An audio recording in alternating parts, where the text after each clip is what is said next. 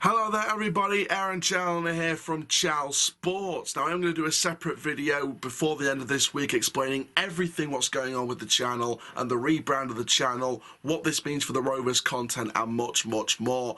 But that is not the focus of this video. The focus of this video is explaining all what's happening with the Portland Trail Blazers and all these different trades that have happened just before tomorrow's deadline. And what this looks like to me is it could be a potential rebuild of the Trail Blazers, but building it around Damien Lillard.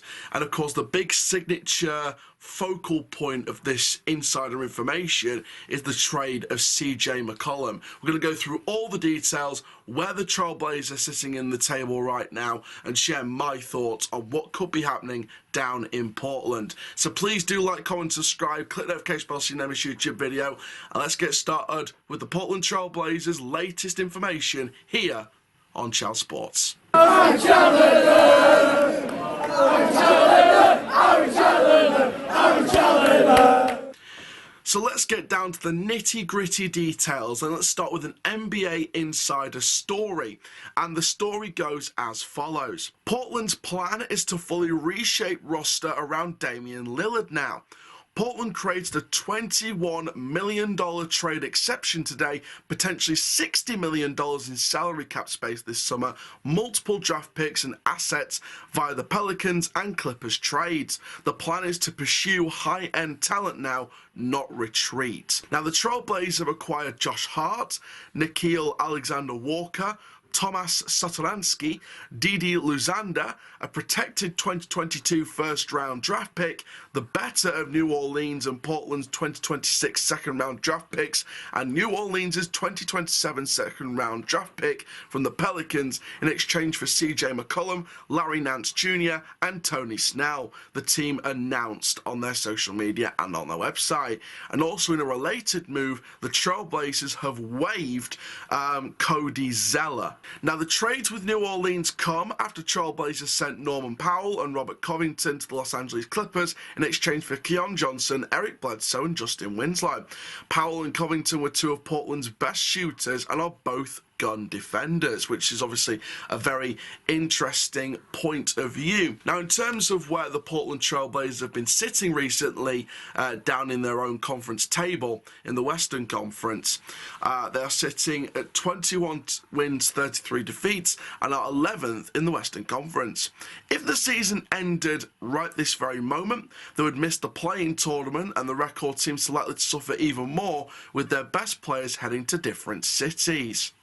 Now, that, of course, was all reported via social media, via articles, via insider information. All the information I've read in this video so far are insider information, reports from articles, and all the nitty-gritty details. But now I want to share with you my thoughts on exactly what is going on.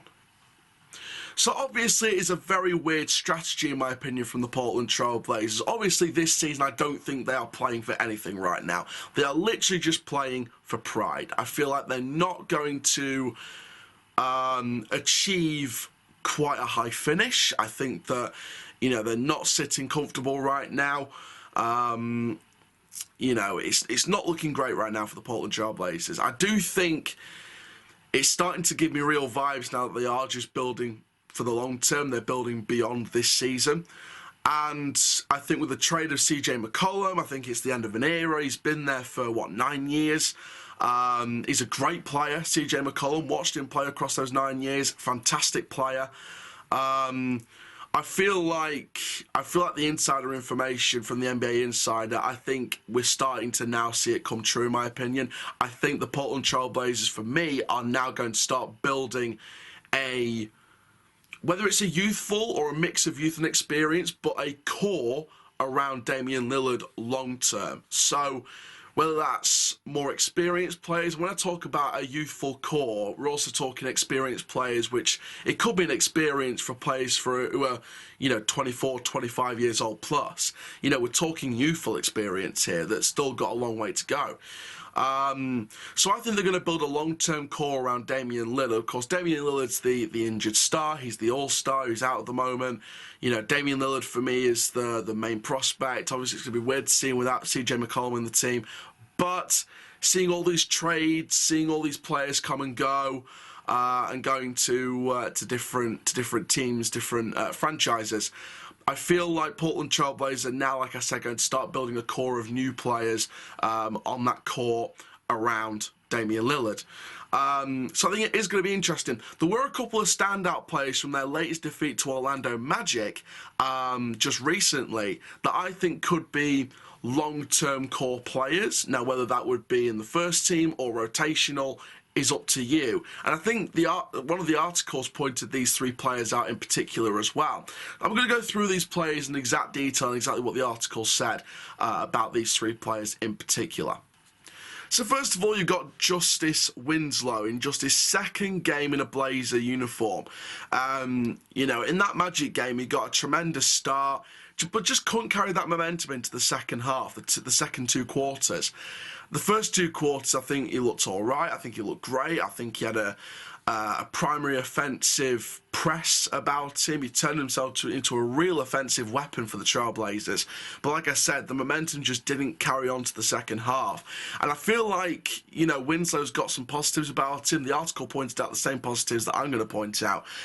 He attacked the rim well. He works the ball inside well. He showed his outside stroke as well. But like I said, the main problem for me is carrying that momentum into the second two quarters. And if you're going to be a first-team player or work to become a first-team player in the Trailblazers or any kind of NBA franchise, you've got to have the momentum to try and carry that into the second two quarters whenever you are on the court.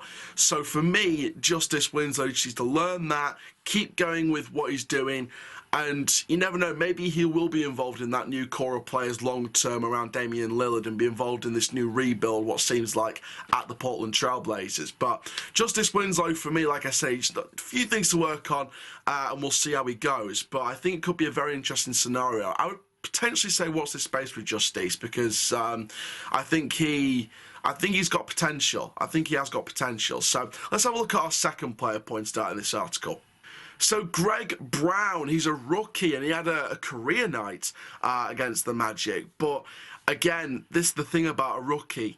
He's got a long way to go, and the article points that out big time. He's got a long way to go before even being considered a rotational player in a competitive team. And that's no disrespect to Greg Brown, because I think he looked good in the last game.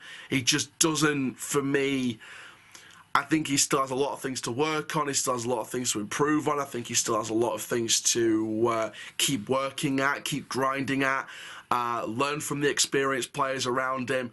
And I think he will get there at some point. I think he's more a long-term project rather than a short-term fix. I think he's just there to fill up the numbers when the likes of CJ McCollum have gone and there's not many other first-teamers to come in game after game. So for me, this rookie has a long way to go, but he's great at filling in for now. He's just still got a bit of time to go to progress his career. Now, he registered a career high in minutes, points, and rebounds, but was just 4 from 13 from the field, including 2 from 7 from deep. So, like I say, he's still got a long way to go, but for me, I think Greg Brown could be another one to watch. Finally, Jusuf Nurkic, one of 2 opening night rotational players back on Tuesday, along with Simons, struggled mightily to get anything going on that court. He got the double-double with 14 points and 12 rebounds, but was just 4 from 6 from the field, despite the vast majority of his attempts coming from the paint. But he was still able to log 34 minutes and committing just 2 fouls. So for me, Nurkic, again, there's highlights about him, but he's still got quite a long way to go. Will he make it as a Trailblazer first-teamer, game in, game out? I don't know. But we're just going to have to see at this point. It's all about how the long-term rebuild goes that affects the careers of Winslow, Brown, and Nurkic, and where they fit in this Trailblazers lineup. Now, in terms of players that I think could be part of the Trailblazer long-term project around Damien Lillard, it's hard to say right now. It really is hard to say, because after the CJ McCollum trade recently this week and seeing other players being traded away, other players be coming in, I feel like the Trailblazers, I think it's too early to say who will be part of this long-term build. I think it's far too hard to say at this point. So, for me, I think it's just a waiting game to see exactly what happens. But I think I mean, it's great to see that the Trailblazers are going to invest in high-end talent. The NBA Insider said they're going to invest in high-end talent. So hopefully this means the Trailblazers will be building a team towards winning an NBA championship at some point in the long-term future. And fingers crossed, fingers crossed. I think Portland fans, just keep your fingers crossed, because hopefully Damien Lillard will be back sooner rather than later. Hopefully this long-term rebuild over the next, couple of seasons, few seasons, etc. will work out. And hopefully we're not sat here in a few years' time talking about another rebuild. But there we are, guys. Thank you very much for watching the first video on the rebranded Chell Sports. Like I said, I will bring out a video before the end of this week talking about exactly what's happening with the channel, what's going on, what's going to be on here, and share, an explanation of what's going on. But there we are, guys. Thank you very, very much for watching this video. I do hope you like the new intro anyway. And for now, guys, I'm Aaron Chandler from Chell Sports. Goodbye. I'm Chandler! I'm Chandler! I'm Chandler! I'm Chandler!